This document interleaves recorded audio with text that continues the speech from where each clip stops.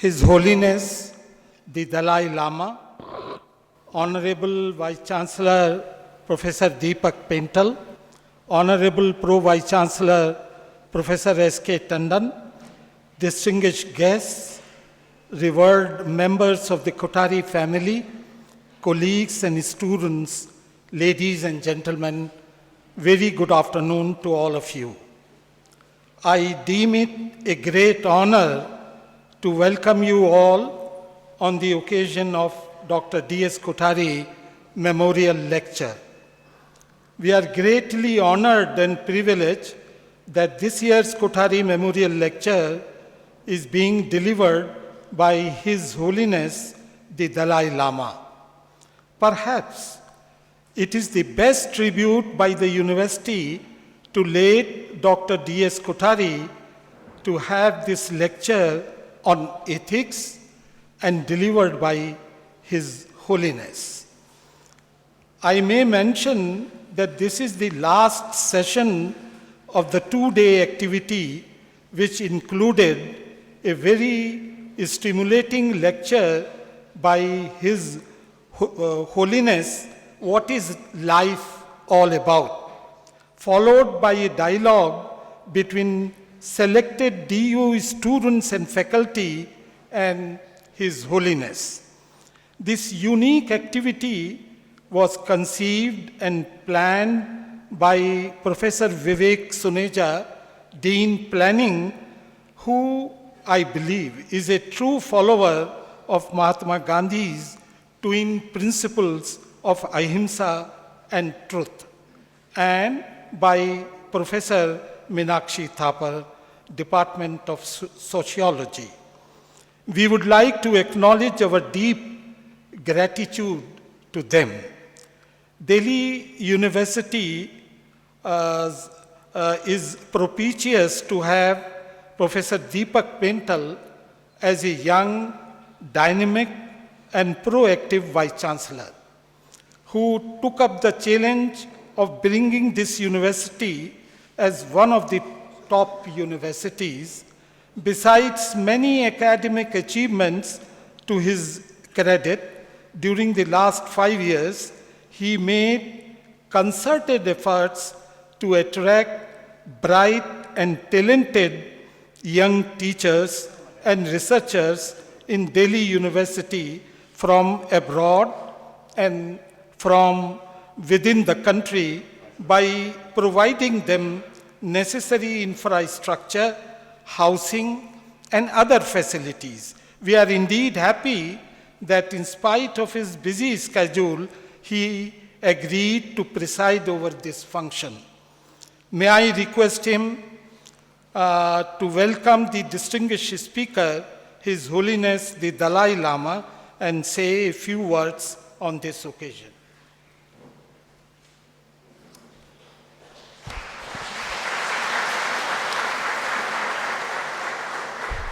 His Holiness the Dalai Lama, Pro Vice Chancellor, my colleagues, students, guests, ladies and gentlemen. I am delighted that this year's Kothari Memorial Lecture is being delivered by His Holiness the Dalai Lama. Professor D.S. Kothari, as you all know, was a brilliant physicist who built the physics department of the University of Delhi, both through his research and also through his leadership. His seminal report on education policy is still read and debated. His contributions to science policy and setting up of DRDO are also immense. Professor Kothari was a multifaceted personality. He had deep interest in religion, philosophy, and ethics. We are therefore today very fortunate that His Holiness is delivering the Kothari Memorial Lecture. Dalai Lama is a person who not only represents the aspirations of Tibetan people, but also the aspirations of the whole humankind in its quest for peace and happiness. His Holiness is a true global citizen. For him, there are no boundaries. He is willing to intellectually engage with people of all faiths, territories, colors, and persuasions. His belief that India has to lead the global community in secular ethics shows his deep respect for India, for Indian ethos, but also his demand that we live up to these ethos. I have immensely benefited for the interactions I had with him over the last 2 days. Many of his messages, looking after self, but working for others and leading a purposeful life, may look simple, but are extremely profound. I may add that His Holiness is an adjunct honorary professor of the university, so I welcome his in this capacity as university professor to University of Delhi.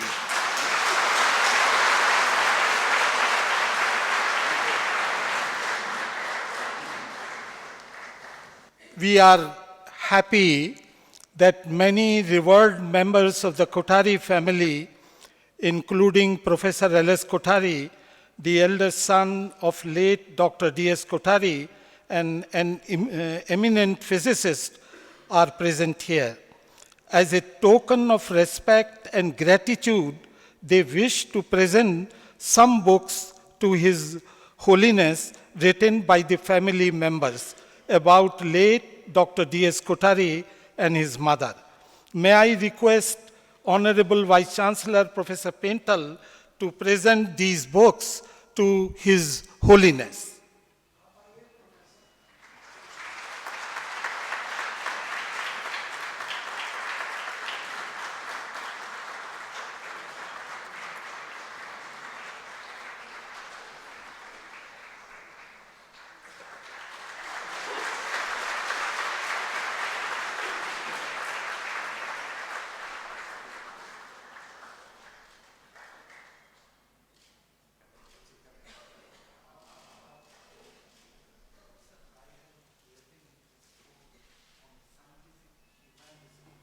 Repositioning Indian education, which I would like to.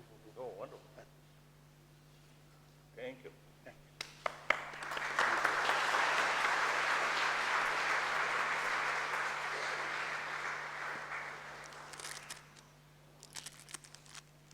Well, now, although many of you in this audience do not need any introduction of late Dr. D.S. Kothari, but for the benefit of our young scholars and students present here, I would like to highlight very briefly some aspects of his productive life.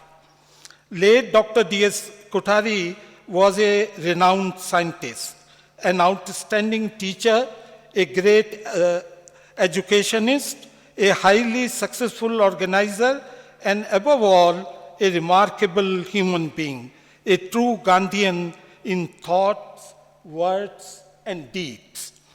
Born on July 6, 1906, in a school teacher's family at Udaipur, Rajasthan. He had his early education in his hometown and then in Indore.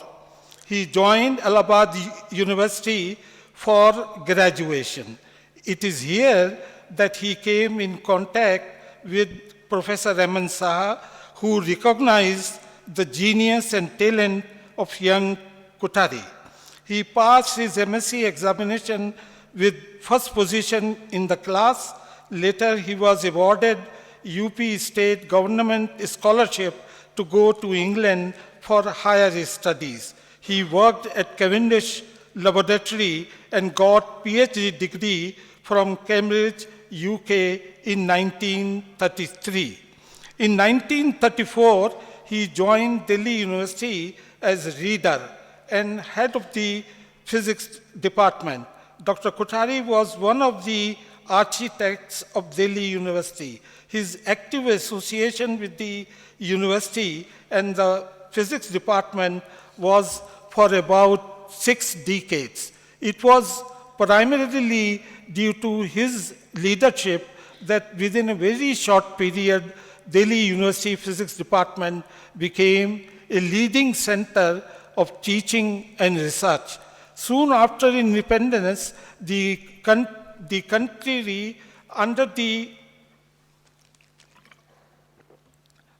enlightened leadership of Pandit Jawaharlal Nehru decided to launch a massive program for establishing a wide base of scientific research covering all critical aspects of national development in 1948.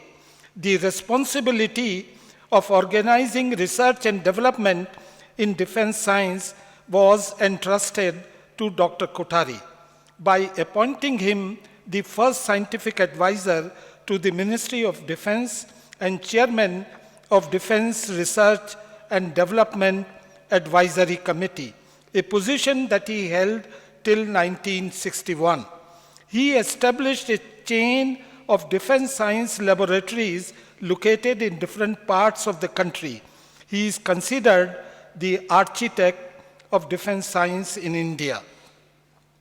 A major contribution of Dr. D.S. Kothari that drew a lot of attention during the late 50s was his book on nuclear explosions and their effect. The first edition of the book was published by the Government of India in 1956 and the second enlarged and revised edition in 1958. The inspiration of this assignment was given by Pandit Jawaharlal Nehru. Later, the book was translated into Japanese, German, and Russian.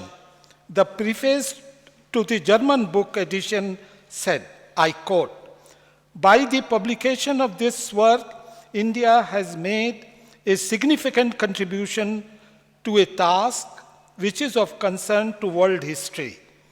This land of ancient culture has pointed out to us how the most exciting phenomena of the technical progress of our time, namely nuclear fission, should be mastered on the intellectual as well as the social plane." The next phase of his productive life was devoted to improve the status of education at all levels. In 1961, he was appointed chairman of the University Grants Commission, a position that he held till 1973. He introduced a number of schemes to raise the quality of education and research in the country, which are as pertinent today as they were in mid-60s. In 1964, he was appointed chairman of the Indian Education Commission, better known as Kothari Commission. The report of the commission was hailed as a landmark document of education in India and other developing countries. About the report, late Dr. L.M. Singhvi had aptly remarked, I quote, "The Kothari Commission report, like Dr. Kothari himself, was profound without being ponderous, idealistic without being impractical, and fundamental without being fanatical," unquote. In mid-70s, Dr. Kothari concentrated more and more in reflecting upon deeper questions such as science and ahimsa, science and religion, science and values, atom and self, etc. He wrote and lectured extensively on these subjects. In one of the lectures, he emphasized the need of building a society reflecting both science and ahimsa. He suggested that we need a serious and sustained study of violence and non-violence, using all available insights and techniques of science, especially life sciences and psychology. He believed that science, sarvodaya, and ahimsa make a golden triangle which symbolizes man's destiny and his future. He further mentioned that there is a real need for a philosophy of human implications of science. To this, India, in the years to come, could, and he hoped, would make a distinct and enduring contribution. Dr. Kothari emphasized that the complementarity principle, which is the foundation of physics and philosophy of science of our country, is indispensable for the practice of ahimsa.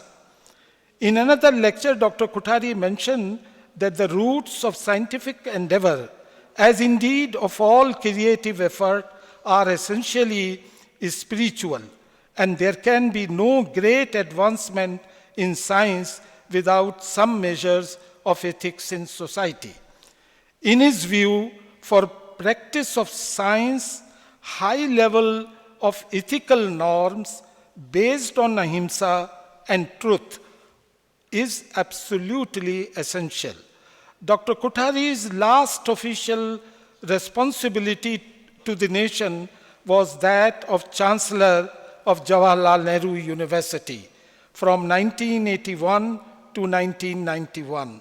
He came at the center stage of national development in the 40s, associated with Nehru, and discharged his last formal responsibility also with his name. Dr. Kothari received innumerable honors and recognition in his lifetime, including Padma Bhushan in 1962 and Padma Vibhushan in 1973. He passed away in his sleep in the early hours of February 4, 1993. Throughout his life, he was inspired by the mantra, which is best expressed in his own words. I quote, "The key to national development is science and technology and building of character and concern for the people, particularly the poor. Character building and true science and technology go together, mutually reinforcing," unquote. The above thoughts and ideas of Dr. Kothari are extremely relevant for achieving a creative and symbiotic combination of education, science, and spiritualism. No doubt, science and technology is the greatest contribution of the West. India, however, has given to world civilization a concept of ahimsa, or non-violence, leading to a new renaissance to meet the challenges of the atomic age. The salvation of mankind in the atomic age is in the following Indian way, or the path shown by Gandhiji and Dr. Kothari. Let me conclude by quoting what Werner Heisenberg said to one of his Indian students in 1975. He said, I quote, "You know, in the West, we have built a large, beautiful ship. It has all the comforts in it. But one thing is missing. It has no compass and does not know where to go." Men like Tagore and Gandhi and their spiritual forebears found the compass. Why the compass is not put in the ship so that both can realize their purpose. Unquote. Thank you.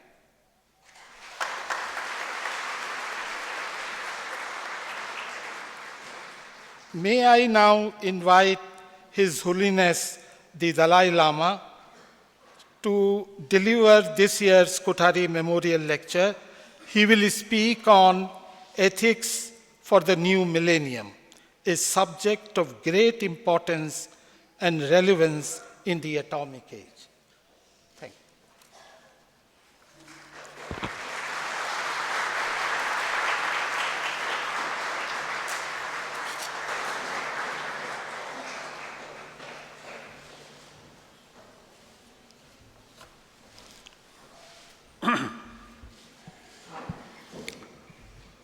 Thank you very much. You give me this opportunity to talk.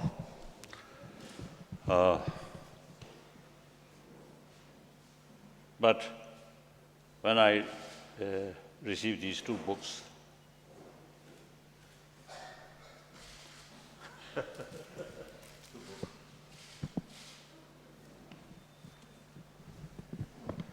so this vision and values, and then someday science, defense, education, ethics.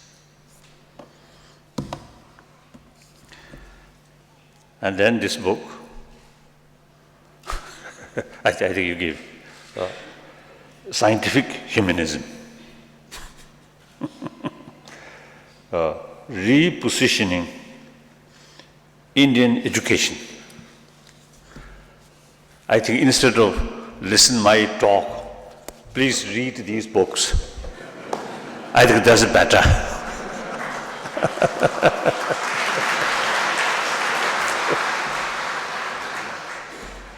I'm very much impressed on this, of course, the vision and the value.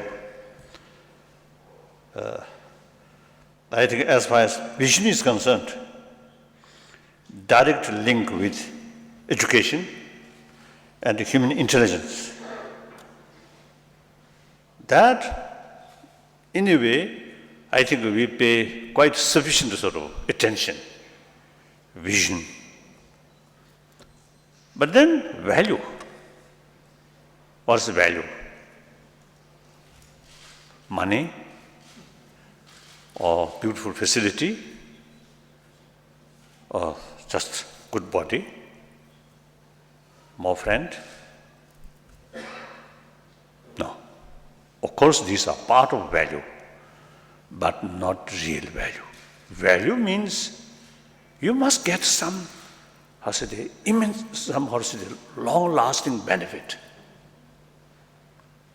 That's real value. Money value, even fame, fame may bring more worry, more anxiety, more stress, more suspicion. A friend also, just a mere friend, I think most cases, friend of wealth, friend of power, you may get more suspicion from these kind of friend. Genuine human friend come only on the basis of warm-heartedness. If you treat them, if you put 100% trust on them, respect them, take care of them, then they become genuine friend. That's a reliable friend. And the day-to-day sort of, happy mood. Money alone cannot bring. Power, no. Again, inner value. So, vision with value, what? Then, individually,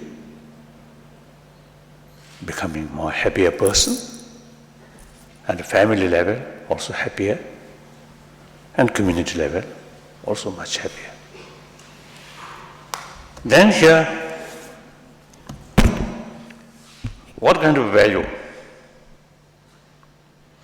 I love this one, this word, scientific humanism.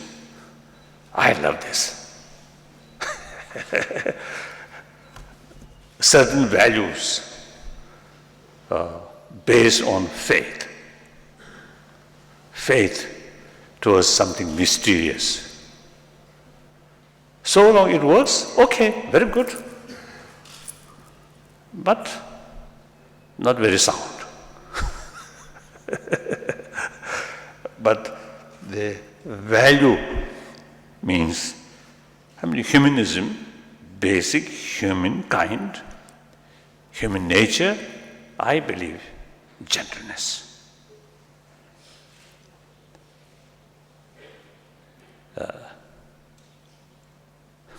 I think when we are very young, maybe more fresh, basic human nature. So they love play. Occasionally some quarrel. But most cases, the parent, particularly the mother, provides affection, compassion. The children themselves doesn't care about the children's sort of social background or their family background. So long the children play together, showing affection. I think these are the real human,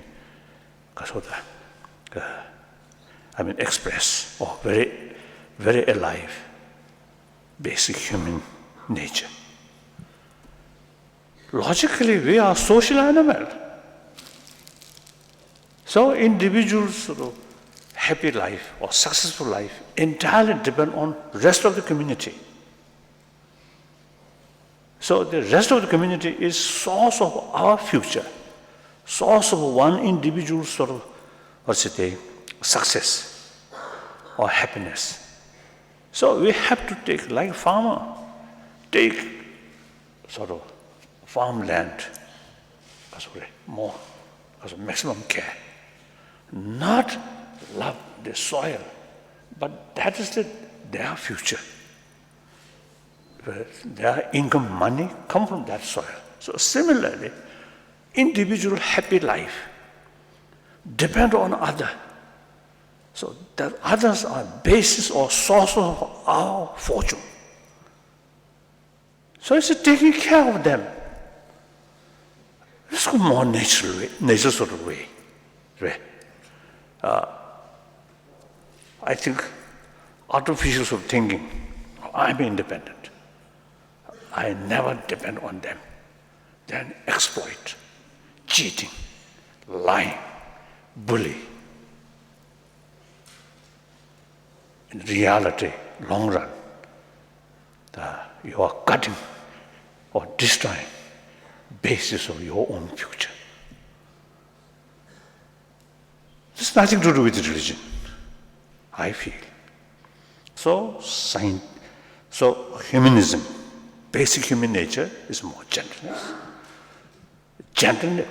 Gentleness not come from dullness. Gentleness come from full alerted mind, sharp mind, but more balanced with warm-heartedness. Then real human gentleness comes. So these not come from God or not come from sky or above, but come from within. So that's humanism. I think some sort of, because of the some way to look, that's it, humanism. So that means also scientific.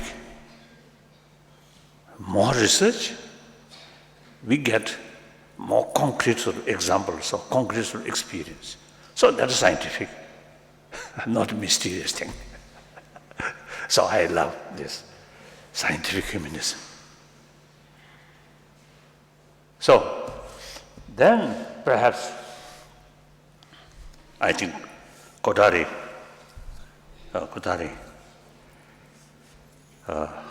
seems, I think, really long-sighted way, far-sighted and practical. Perhaps this country, among three world civilizations, Egyptian civilization, and Indus Valley civilization, Chinese civilization, I think among these three civilizations, as far as I know, of course my knowledge is very limited, but as far as I know, this Indus Valley, or Indus Valley sort of civilization. That's the basis of India's civilization. I think that civilization, eventually produced, the sophisticated philosophical view, different variety of sophisticated philosophical views. And then, I think, because of holistic view, they develop conviction or idea of ahimsa. We are a social animal. It is bound to happen different views, different sort of interest. But still, these different people who have different sort of idea, different sort of interest, they are part of the humanity, part of the society. So there's no reason to killing each other, to bully each other. Even there is some differences. We have to talk. So that's the principle of non-violence. Non-violence does not mean bow down, bowing. Non-violence, you should consider non-violence is signs of strength. Violence is a sign of desperate weakness. So there is a very rich human thinking, the concept of ahimsa developed. Not only remain idea, but 1,000 years it practice. I think India's freedom struggle through non-violence, led by Mahatma Gandhi and some other freedom fighter. This is not new, but 1,000 years, India's 1,000-year-old India's sort of traditional belief, they implement in the political freedom fight, freedom struggle. Then also religious harmony, also because of broad sort of thinking. So it's bound to happen. Different religions, different faith. Each have its own beauty.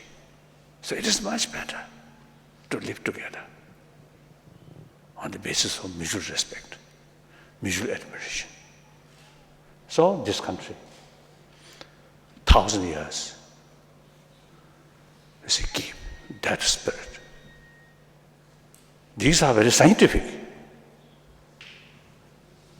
So I want to tell you,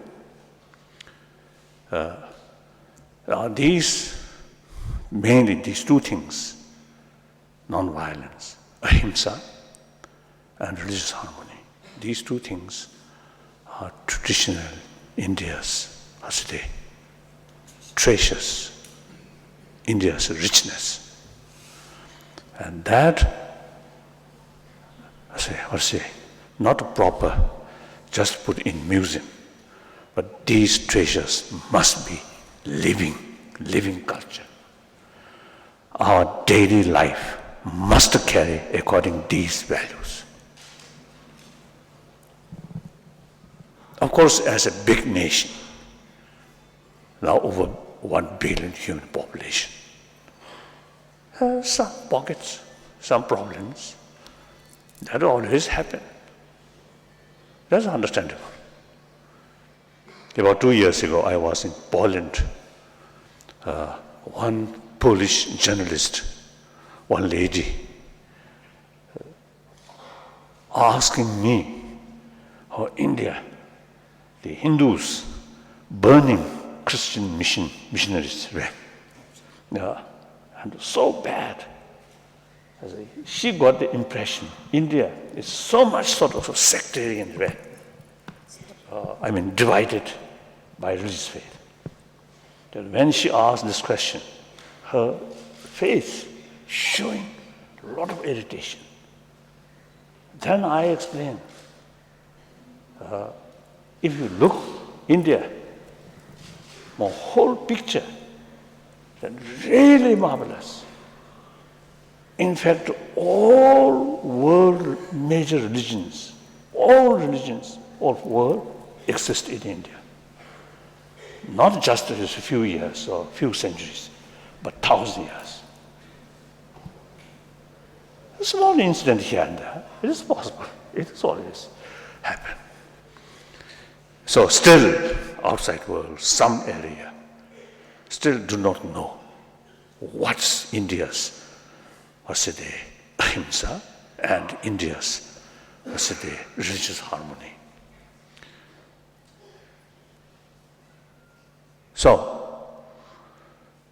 So India, now of course, this morning also I mentioned, I'm now over 75 years old,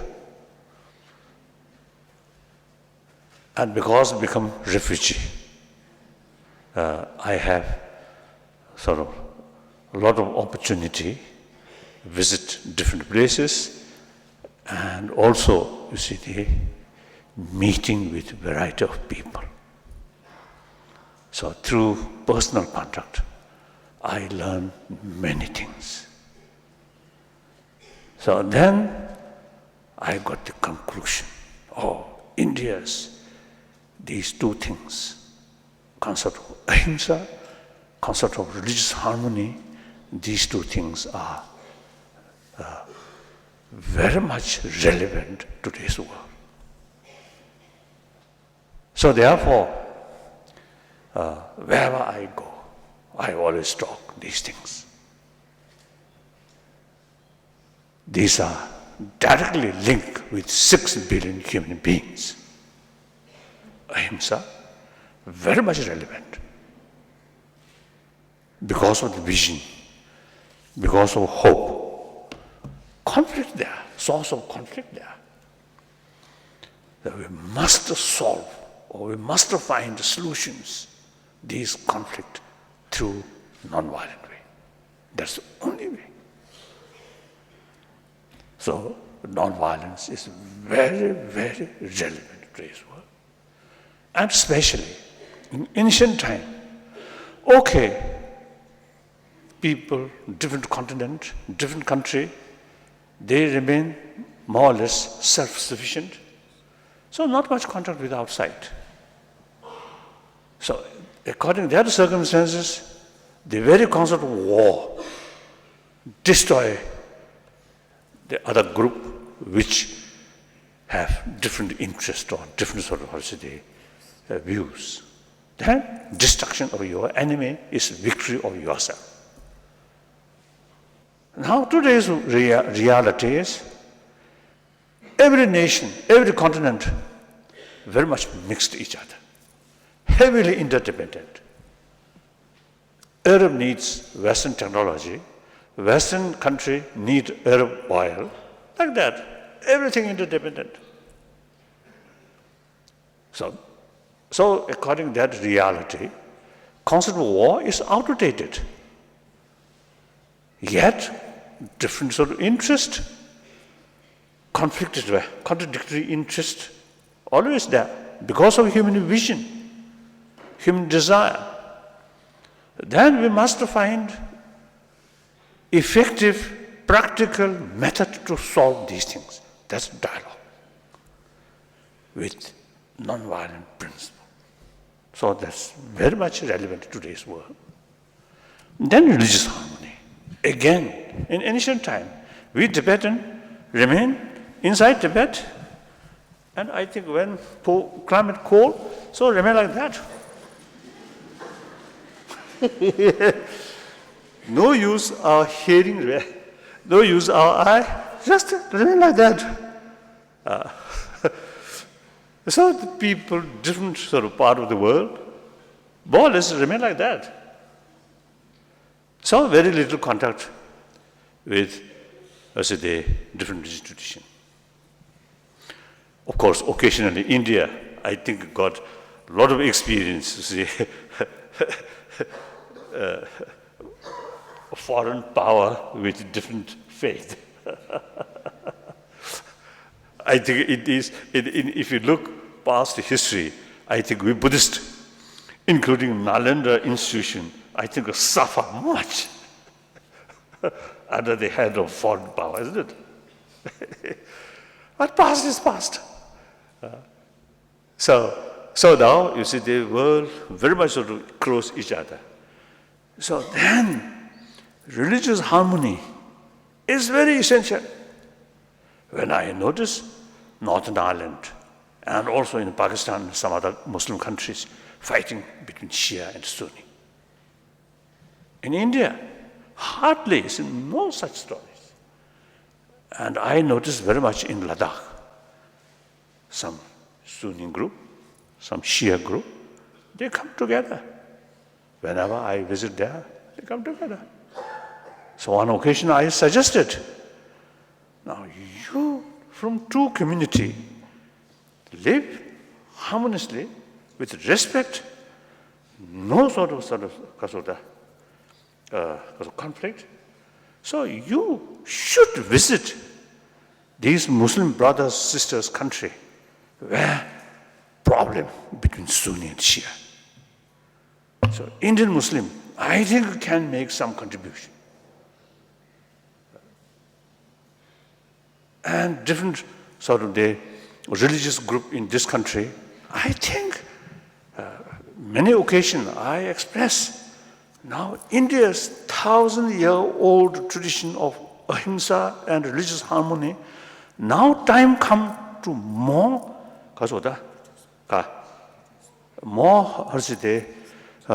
export or world need these practice. So Indian should take more active role regarding promotion of these things. So therefore these things, and then scientific, this now already I mentioned, then scientific humanism, this, I'm Buddhist. But since my childhood, I have sort of deep faith or interest about science.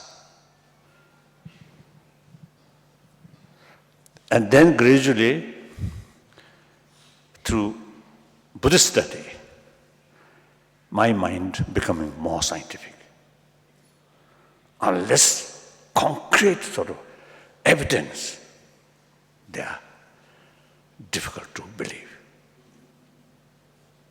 So scientific way of approach, and Buddhism in general, and particularly Nalanda sort of because monastic institution sort of way of thinking is exactly scientific thinking. Even Buddha's own word, these Nalanda, according to Nalanda tradition, they don't accept easily, examine. Even Buddha's own word. This word, if you accept literally, it contradicts with our investigation or with reason. So then they do not accept that word. And Buddha taught that for a certain purpose. So that's very scientific way of thinking. Buddha himself, this morning I also mentioned, the Buddha himself used to stated, "Oh, my follower, bhikshus and wise men, should not accept my teaching out of faith, but rather through thorough investigation and experiment." This is very scientific thinking. So now we need the method promote human value, human compassion, human affection, not based on quotation, but based on actual experiment. That now scientists, latest scientific finding, they confirmed healthy body highly related with healthy mind. Peaceful mind, calm mind, very important factor for good health. Few occasions in America, some scientist actually carrying, some professor actually carrying as a pilot project. Some say, some group of people and carry some lesson about training of mind, including mindfulness. Before they start, they check everything, blood pressure and amount of stress or mood, everything. And after few weeks, they again check. They found differences. Blood pressure low, because of lower. And person, too much nervousness, people more calm. They actually notice. The other day I just mentioned another example. The guinea pig, two guinea pig, wounded two guinea pig. One with another guinea pig who constantly receiving licking, the wounded one. One just alone. Then they discover the guinea pig who have same wound but recover much faster the guinea pig who receive constantly licking from other. They have no religion, no constitution, nothing. But biological response, someone show affection, they recover of the wounded much faster.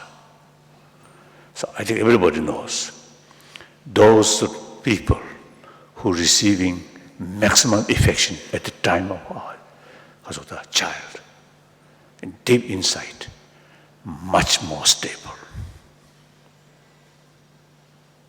And those people who, no matter what is the highest sort of position or highest sort of success life,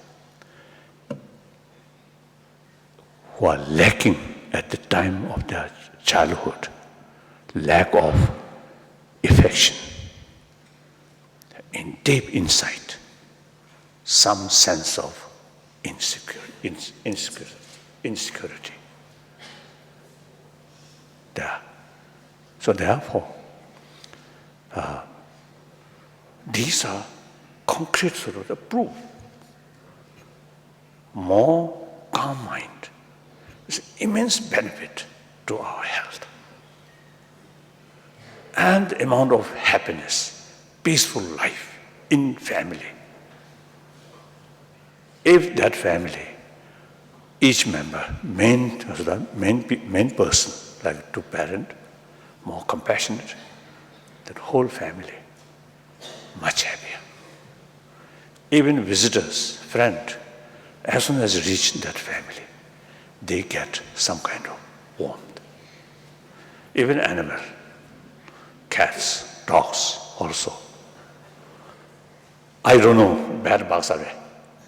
Bad bugs or mosquito, whether they appreciate that sort of warm atmosphere, I don't know. Maybe for them, maybe more tougher sort of attitude. As soon as they enter and go like that, maybe better. So anyway, recently, I met in my audience in Japan recently, one Japanese, she told me she visited Tibet recently. So one day in the car, some mosquito there. She, I think, going to catch or kill. Then the Tibetan driver say, oh, no, don't kill. And then open the window and release. Then also the hotel where she lived. Again, some fly used to come. Then all those, all those Tibetans, they sort of, they jointly, try to catch, that fly, then throw out outside, release from the window, like that. She told me she very much impressed. I also have this same sort of experience. One occasion in Prague, the meeting was Forum 2000. At break, lunch period, each collect some food and then sit somewhere and enjoy meal.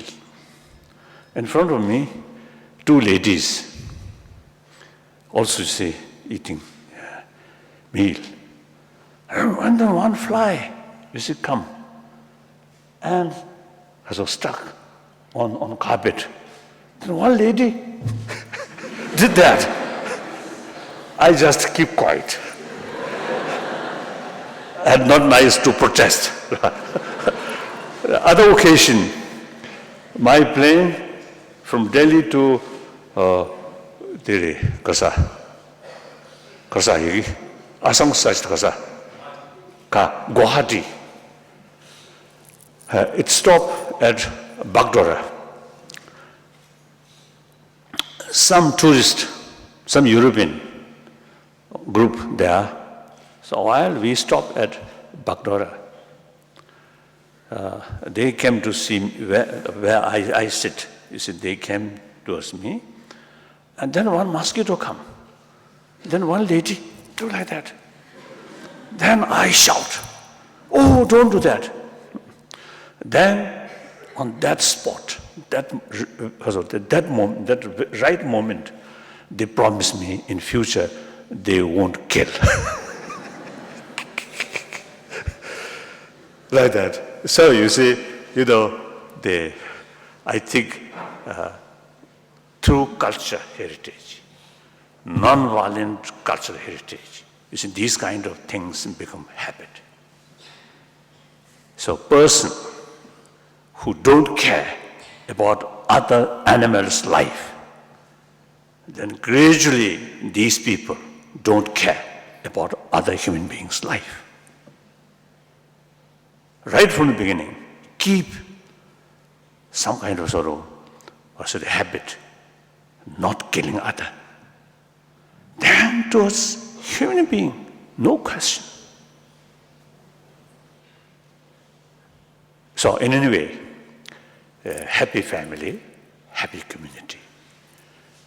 I think some occasion I suggested within community, say 10 family made some kind of agreement within their compound survey, their circle. Create zone of peace. That should not start quarrel within that. And members of that family, that group, constantly keep the principle of non-violence. And whenever find some difficulties or conflict, solution through dialogue. Make habit. Then 10 family eventually can expand 20 family, 100 family, 1,000 family. One time I suggested to one my friend, Mexican friend, I told, and then later they also, create some kind of, non-violent zone or something. Step by step. If we just expect something, big things happen from the government level or United Nations, it's unrealistic. We individual community, individual family, must start.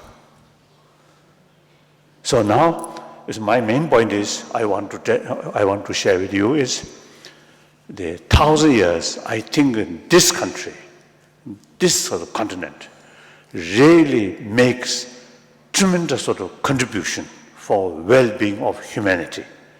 Now this country lasts now nearly 70 years.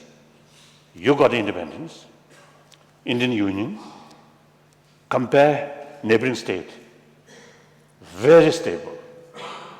During emergency, some fear, but after election, Congress lost. No single shot. Janata Party or opposition party took power very smoothly. That's the sign of India's deep-rooted democracy. So it is really wonderful. And to compare these neighboring states, very stable. Sometimes in the parliament, a little noisy there. That's a good sign, isn't it? But at least the Indian parliament, I think, never use the chair shooting. I don't think. Never happened. Did it happen? No. Not happened. I think in Taiwan parliament, using chair. So anyway, I think India, as far as democracy is concerned, I think people, generally speaking, I think very matured. So now, I think, and also in 50s, 60s, non-alignment, consider non-alignment. Anyway, just a reaction about NATO or CENTO, these things. But anyway, these also, the sort of indication or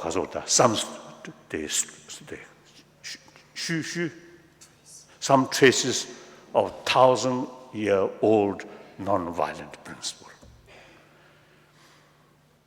So now, my main point is, time come, younger generation of this country, particularly student of these big university, now time come, you must make every effort to promote non-violence principle and religious harmony, firstly within the country, and then rest of the world. As a first step, I already suggested when I met some Indian community in New York and some other places, when I met them, I appealed to them. You have very rich two traditions, Indian treasure. So wherever you live, you must promote these things.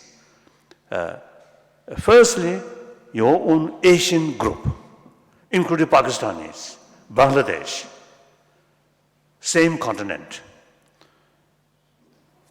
built harmony, religious harmony, and ahimsa. Then invite some of the European people. And then, if possible, wherever some conflict about, happen, the Indian community should take more active role to help to serve this area. So that's one way India's sort of contribution regarding these two things. So, you young people, these are the vision combined with value. So that's, I think, very important. So I just want to share with you. So, I think I finished my talk. Now some questions. Some questions.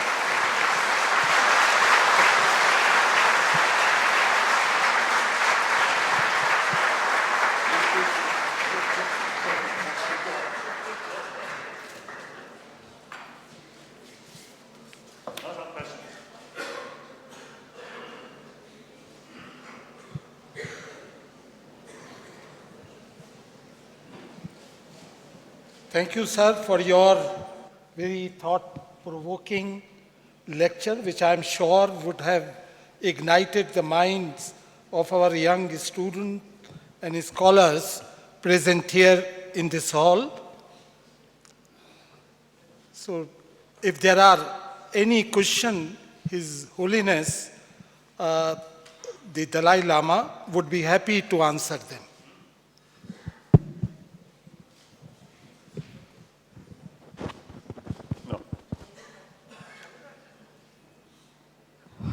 Good afternoon. I'm a member of the Kothari family. And your lecture was very, very enlightening. But there's a little portion of it which confused me. We are vegetarians, all of us, all the Kotharis are vegetarians. And in your speech, you mentioned that we should not even kill mosquitoes. It's part of our religion also not to kill mosquitoes, not to kill any animals, not to hurt any living creature. But what confuses me right now is the fact that you have said that we should not kill even a mosquito. But we all know that mosquitoes can spread malaria, they can spread dengue. So how does one go about it? We have little children in the house. So what should I do now? I am confused.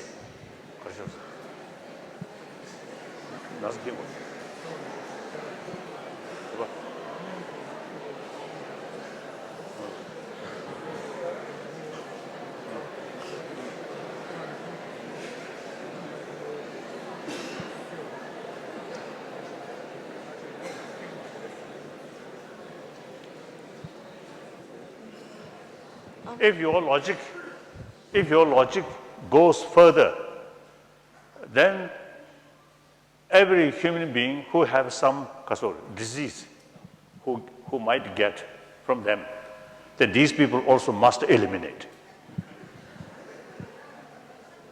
What do you think?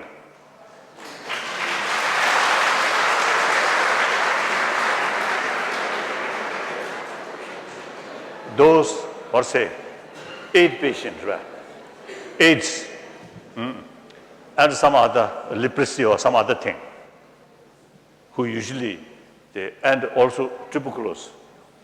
You see, doctor always say, must isolate. So these people also is a source of disease, so must eliminate. Of course, big differences, human life and mosquitoes' life, big differences. But basically, same. They also living sentient being. They also want to survive. We have no authority to eliminate these things.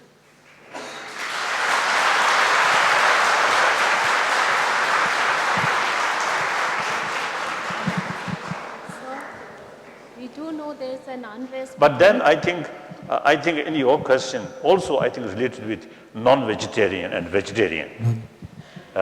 Often you see raised that question. Yes, basically vegetarianism is very important.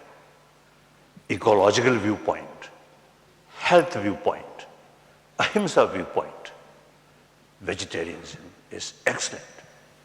So this country, traditionally, very strong tradition, vegetarian food. And in fact, Indian vegetarian food is very, very tasteful. Much better than Chinese vegetarian. Of course, non-vegetarian food is concerned, the Chinese food is better than Indian food.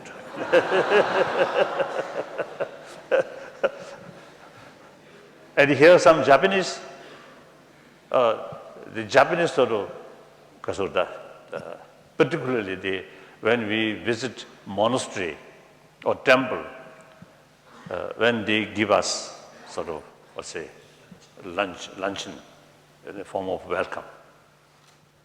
Beautiful decorated, very small quantity.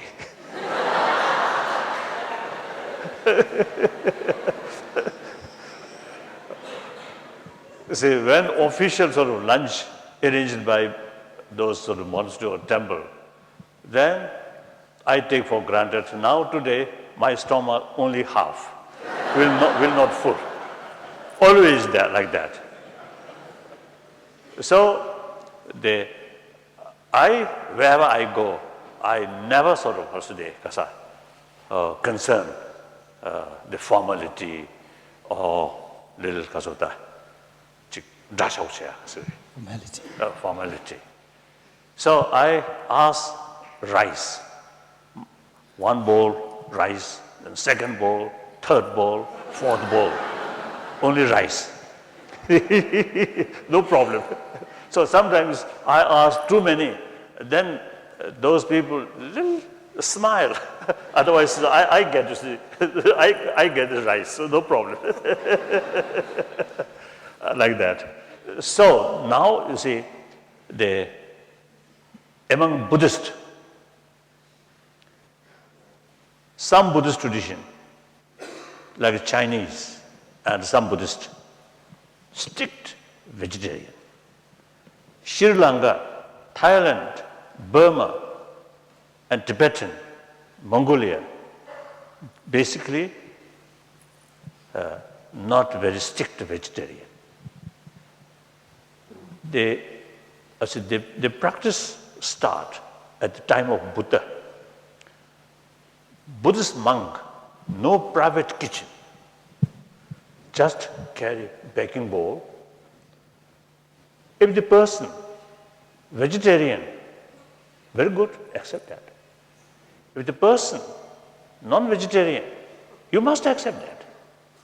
You have no right to say, oh, I have vegetarian food, which the family not prepare. So that's the idea, that's the habit. So in Vinaya Sutra, clearly mentioned, you should not ask purposely, I want non-vegetarian food. You have no right. But if non-vegetarian food available, then you should accept.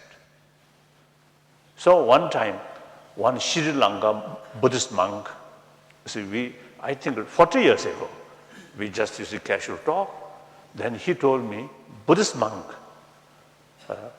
Kazara, neither vegetarian nor non-vegetarian.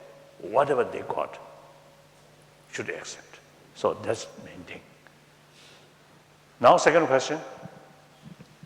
We do know there's a lot of unrest between India and Pakistan. The people of both the countries are full of love and affection, but there's a lot of jealousy and violence. The dialogues are there, they are happening, but still nothing comes out of it. Have you ever, as a catalyst, offered to mediate between the talks between the two countries? They want to be friends, but they are dying to be enemies. Korsa. Ka?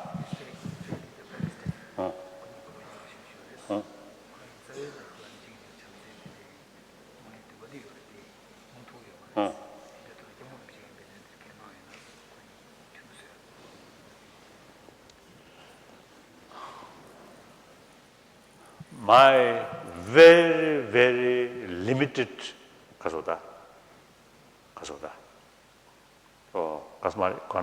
limited possibility to make a contribution. So my visit Jerusalem and also Tel Aviv, every occasion I met Palestinians, the Jewish. My first visit, of course, Jewish organization organized my visit. So they explain their viewpoint. That area, 1,000 years ago, belonged to them. Like that. There are also some reasons. I saw some reasons, some emotional sort of emotional touch. Then I met some Palestinians. Just the opposite way. A lot of complaint. I a little bit confused. Then second time, I met small group, consist both Palestine and Jewish or Israelis. They try to, from grassroots level, they try to build a sense of same one community. So I give every sort of encouragement. This is the way.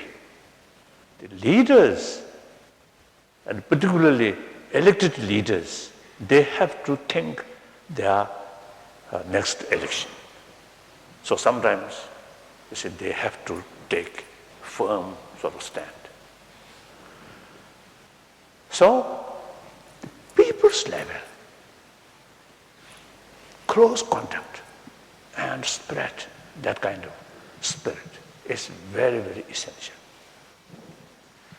So, Tibetan case also, the Chinese government level is something different.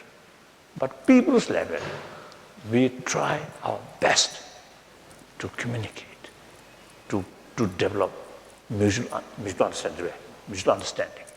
Immense help. So that I always do. So here, between Pakistan and India, there's sometimes too much emotion. That's not good. Look, millions of Muslims in this country, no problem. Same religion. So, as I mentioned earlier, you see, the helping or contribution, promotion of harmony, understanding.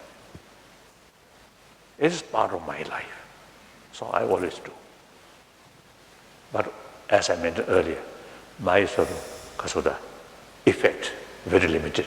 I know that.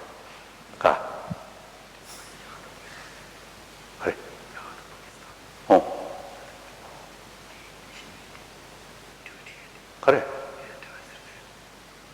And Palestine. You are asking about Palestine. I see. You are wrong person. Now you must punish this person.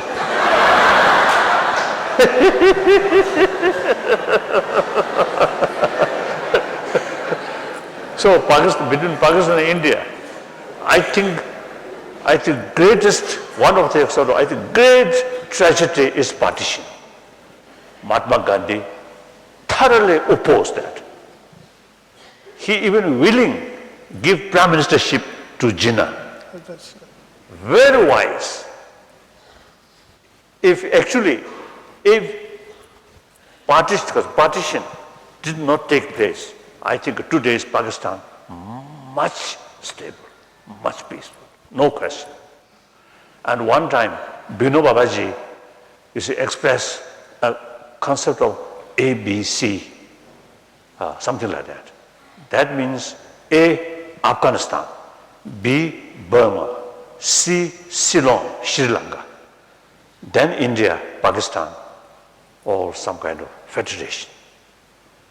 If that far-sighted vision materializes, then this part of the continent, I think, much more stable, no question. So now, I think government side also, you see, from time to time, try to reach some kind of understanding with Pakistan government, and particularly about Kashmir problem. Then people's level. One occasion, this is some Pakistanis, even some retired general, you see, through Nirmala Deshpande, late that lady, very sort of wise, very open-minded. So through her, I got invitation.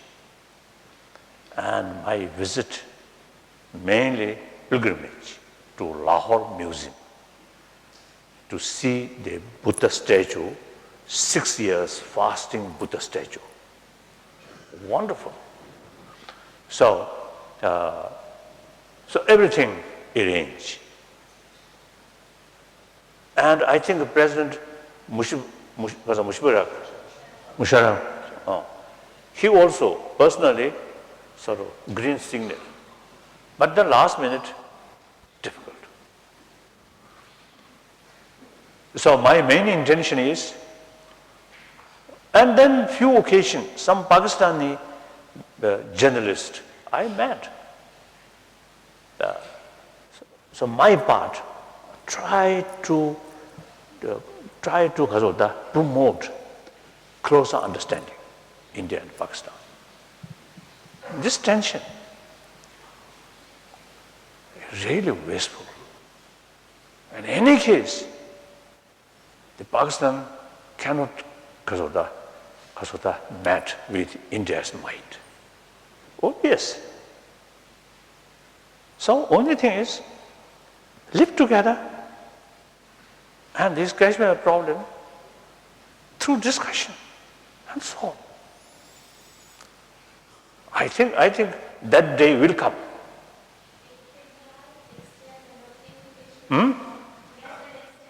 Louder. Maybe officially then extend an invitation for you to speak on brotherhood on the grassroots level on SAARC Chamber of Commerce and Industry. This conclave should occur in Bangladesh next year. Now translate properly now. Yes, formally maybe invite you, then I will write to you. Oh. So, what? Me? To speak the grassroots level, the brotherhood, and to have a dialogue with the people to people. That is for the SAARC nations. That includes India and Pakistan too. If you could tell everybody, your word holds a lot of meaning and a lot of emotional value to each one. Yes, sir. Oh.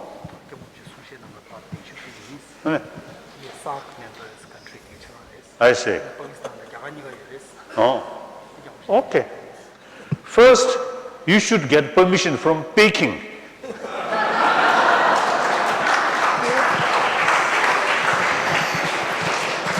Excuse me, but SAARC Chamber of Commerce and Industry is an independent body which has really nothing to do, it's non-political, non-religious. Only a grassroots level to have business and surge of the economy of the region.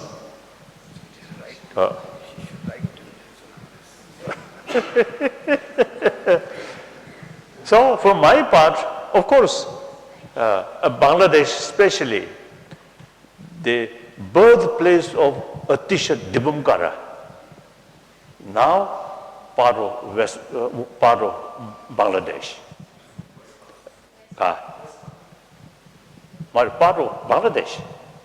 Bangladesh. So one time, you see some people, you see, they expressed to me, you see, they want me, give me one sort of permission to go there, Kasachut pilgrimage. But not easy. Not easy. But you try. On my side, very happy. If there's opportunity, go to Bangladesh and talk some of the people. I'm very happy.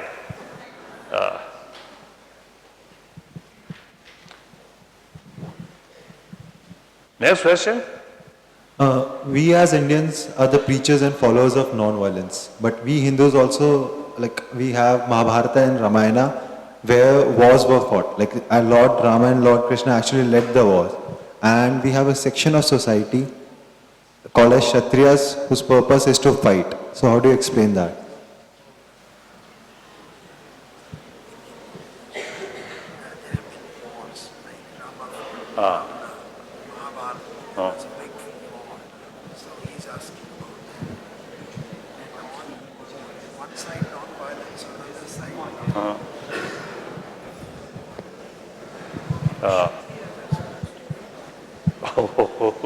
Oh, yes.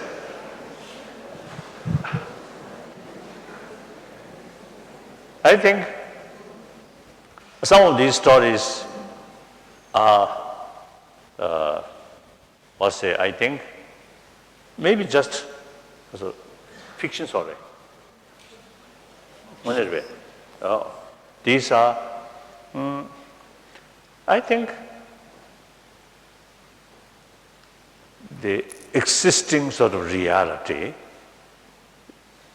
So as a sort of usual practice in ancient time, as I mentioned I think before, in ancient time there is clear-cut interest, our interest, their interest. So war, concept of war start. And according to that circumstances, it is a realistic approach. So such things as happen in the Mahabharata. It's a nation sort of interest. That happened. Even among Buddhist country, such things happen. And within Tibet, even in some cases of conflict between different Buddhist sects also is happen. These are mainly nothing to do with religion, but mainly, the economy, power, like that. So basically, Hinduism, Buddhism, I think all major religions opposing violence, because every major religions emphasizes importance of love, compassion, forgiveness. That's the countermeasure for violence. So all major religions talk these things. Whether implement or not, different question. Next question. Oh, I want to share, maybe half joke. Millions of Hindus, it's your Lord, Lord Shivaji. His permanent residence is inside Tibet. So from that viewpoint, Lord Shivaji is Tibetan God. Now, for Buddhist, Buddha come from India. Of course, at that time, the Nepal kingdom is not yet usually there. So small kingdom. So as a Bharat, part of Bharat. So Buddha was Indian. So Buddhist master Buddha, Indian. Hindus, God, Lord Shivaji, Tibetan. So we have some very unique close relations.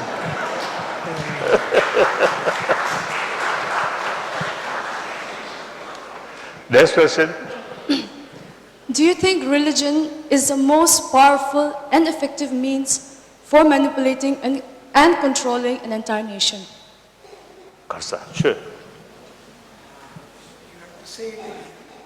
Please repeat again. Do you think religion is the most effective and powerful instrument for manipulating and controlling an entire nation?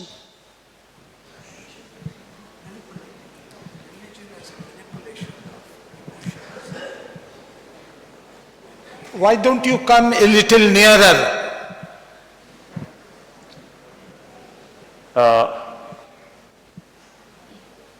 What do you mean? Okay. Religion?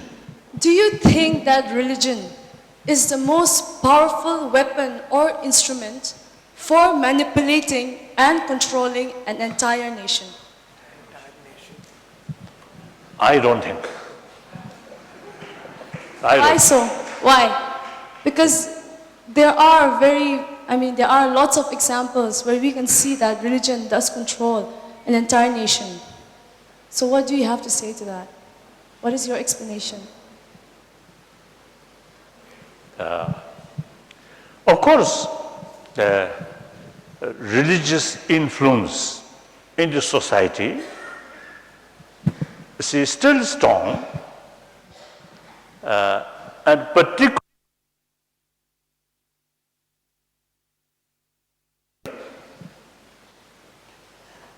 there is possibility of very narrow-minded sort of attitude, narrow-mindedness. And such case, very easy to manipulate. But world, generally speaking, education, now year by year increasing.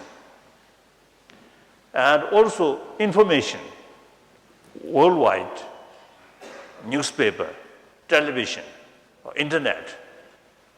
Now, people much better sort of information, informed. So that immense help to develop holistic view. So to such people, maybe very religious minded, but still quite wise enough, wise sort of thinking, difficult to manipulate. So entire humanity, entire nation, through religious, sort of use religion and manipulate, I think difficult. That I think actually we have to oppose exploitation of blind faith. Through that way, manipulate, we must oppose. I am Buddhist.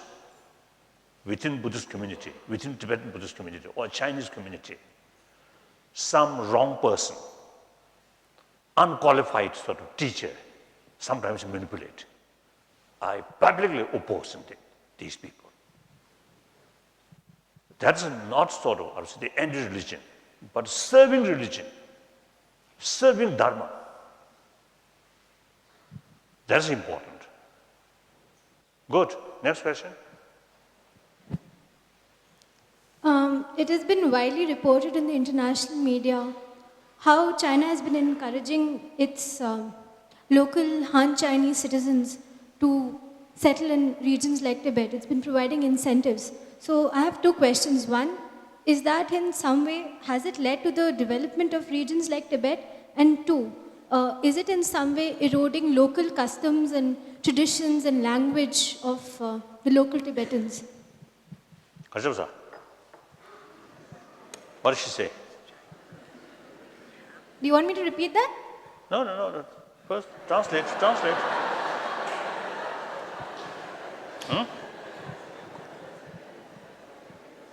Then they both say, not clear. So repeat. You take me as your interpreter. I'm finishing my term. I have now lots of time. There's a little bit echo. Okay. Tell me. A little bit echo on the stage. Tell me. What's the question?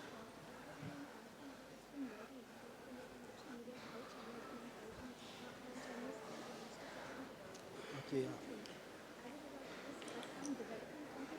No.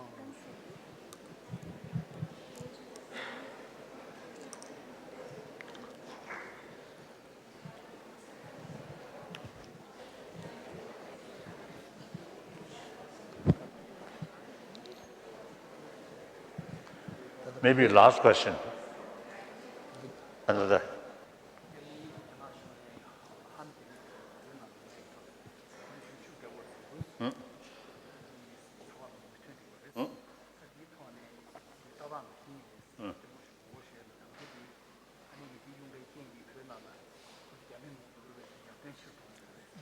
Huh?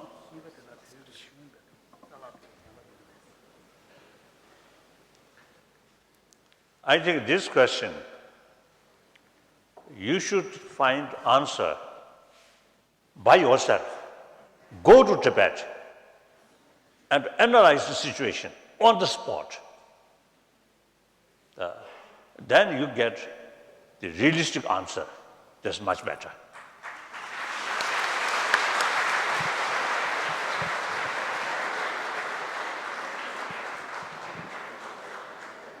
I understand what you mean, but I'd like to have your opinion on this. Kasa.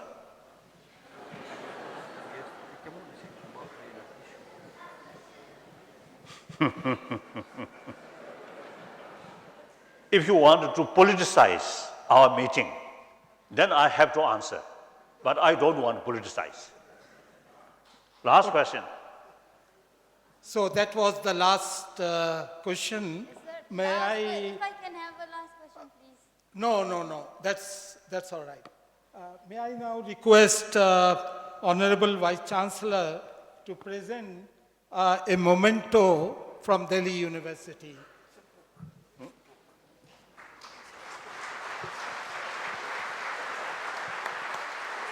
Thank you. One of our historians on India after Mahatma Gandhi. Thank you. 가. 뭐 수고군 좋다.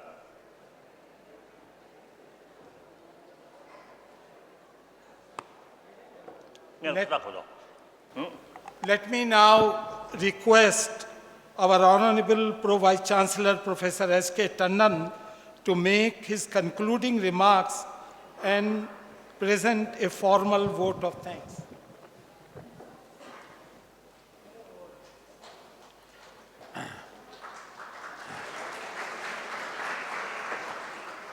His Holiness the Dalai Lama, Professor Deepak Pental, Professor Feroz Ahmed, our distinguished guests. This has been one of the most wonderful experiences we have all had at the University of Delhi.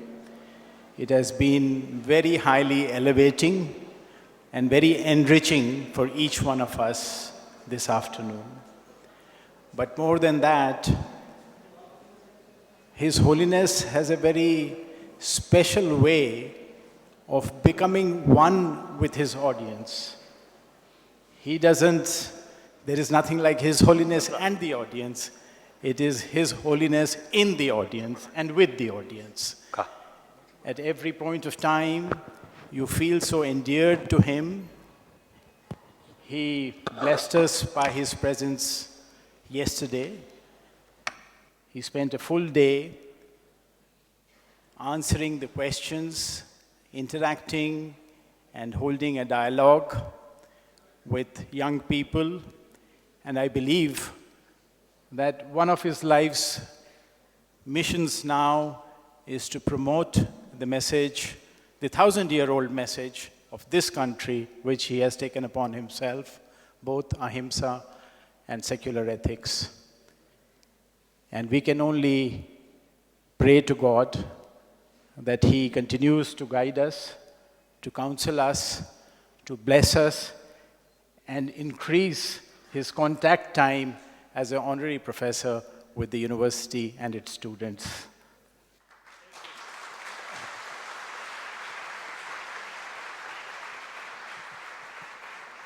You are all invited for a cup of tea outside.